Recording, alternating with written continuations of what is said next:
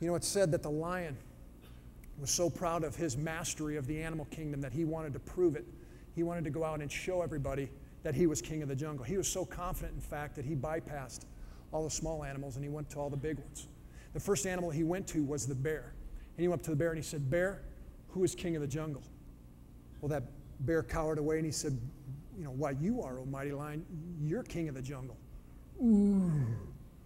A big roar, beating of the chest. "That's right, I'm king of the jungle." Next animal he went to was the tiger. And he said, "Tiger, who's king of the jungle?" Tiger cowered away and he said, Why, you are, O mighty lion. You're king of the jungle." Ooh. "That's right, I'm the baddest boy on the block. I am king of the jungle." Well, the next animal he went to was the elephant. And he went up to the elephant and he said, "Elephant, who's king of the jungle?"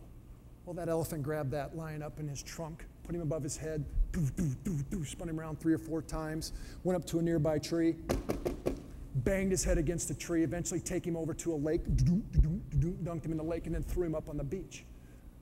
Well, when that lion came to, he looked up at that elephant with bloody, battered, and bruised eyes. He said, "Look, just because you don't know the answer doesn't mean you have to get mean about it." Leadership. Leadership.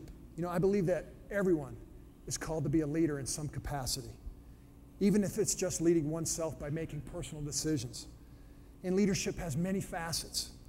Warren Bettis put it best when he said that leaders are people who do the right thing. Managers are people who do things right. Both roles are crucial, but they differ profoundly. I often observe people in top positions doing the wrong thing well, unquote. Before one can lead, one must learn to follow. One also must know the role in which you are to fit. The biggest mistake for any entity is to have too many chiefs in the teepee and not enough warriors. So know your role. There are always going to be folks around you, whether your subordinates, your coworkers, family, friends, that are going to count on you for leadership, setting that vision. But more importantly, for setting the example. David Cooper writes in Psychiatry and Anti-Psychiatry that perhaps the most central characteristic to authentic leadership is the relinquishing of the impulse to dominate others.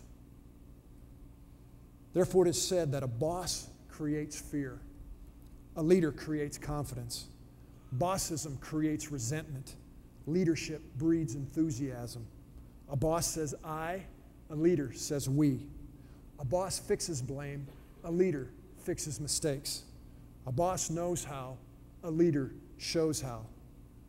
Bossism makes work drudgery, leadership makes work interesting. A boss relies on authority, a leader relies on cooperation. A boss drives, and a leader leads. You know, that's the bottom line as a leader. What kind of leader do you want to be? A boss or a leader? You know, I truly have experienced all kinds of leadership styles in the military and on the football field.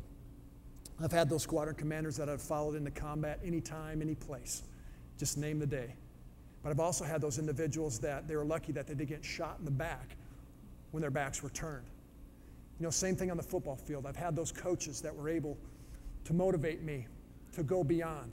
When I couldn't give an ounce, when I was 15 pounds down in a game, sweated so much that I couldn't give it a little bit extra. Somehow, some way, they found a way to motivate me to take that extra step, to play that one extra play, that one extra series.